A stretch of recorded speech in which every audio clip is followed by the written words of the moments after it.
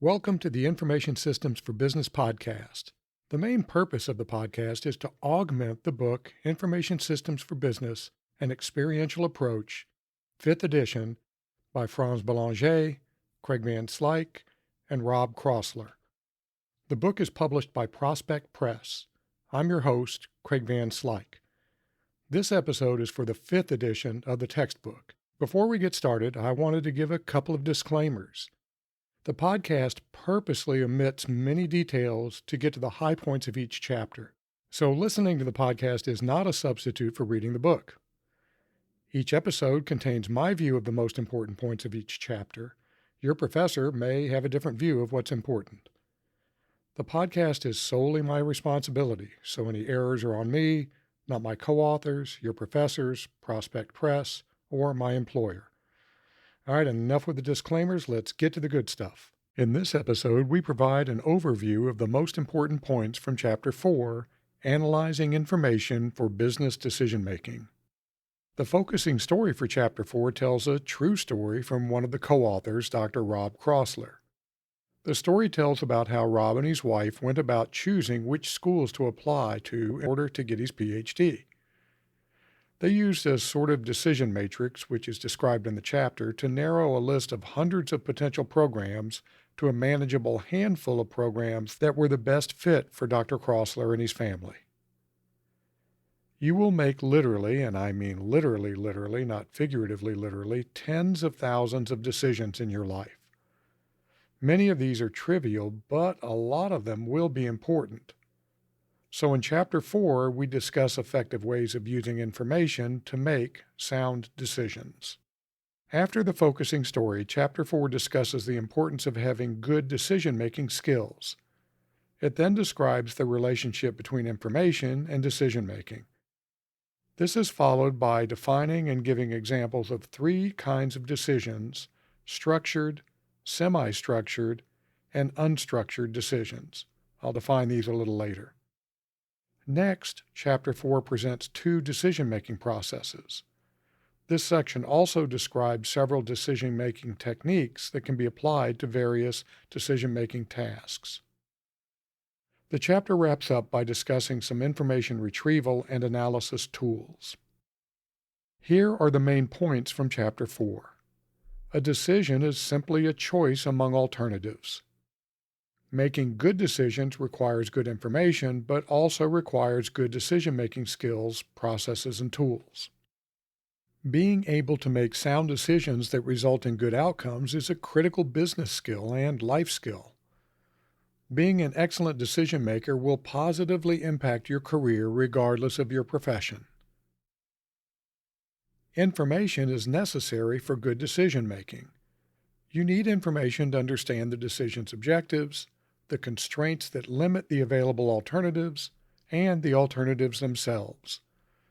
Information is also necessary for forecasting potential outcomes from each alternative and for comparing and selecting among the alternatives. In short, information is the lifeblood of effective decision-making.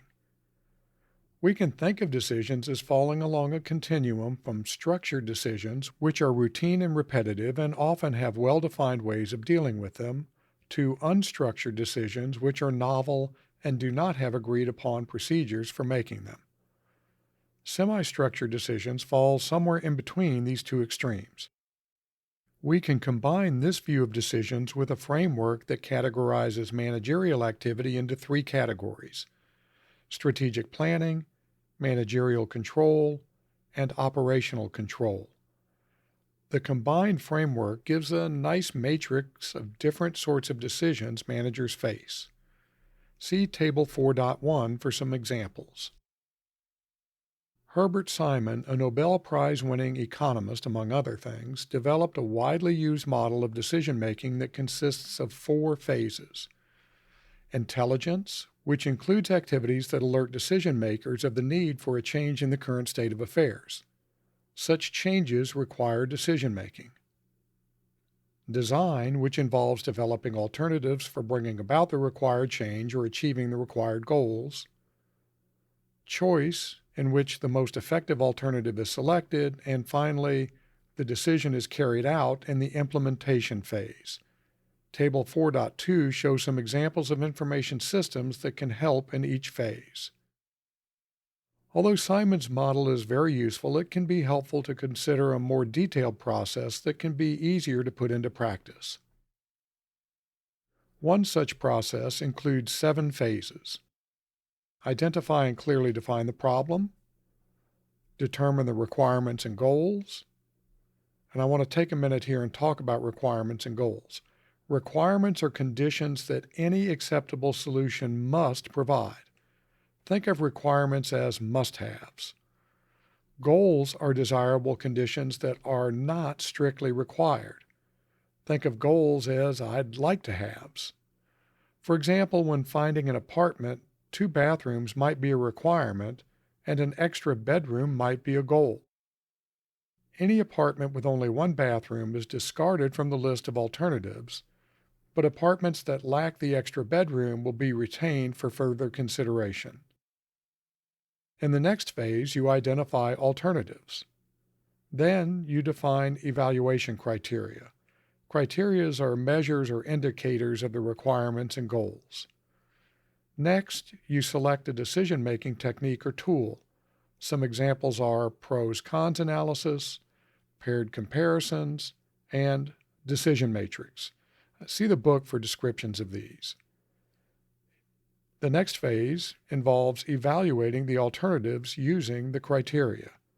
And then finally, you should check that your selected alternative solves the problem. Of course, you still have to implement the selected alternative, but that's not considered a decision-making phase in this particular model. Information retrieval tools help you gather the information you need for decision-making. Electronic spreadsheets such as Excel or Google Sheets are very useful information analysis tools. What-if analysis, sometimes called scenario analysis, and goal-seek analysis are especially useful. What-if analysis involves seeing how changes in one or more input variables affects one or more outcome variables.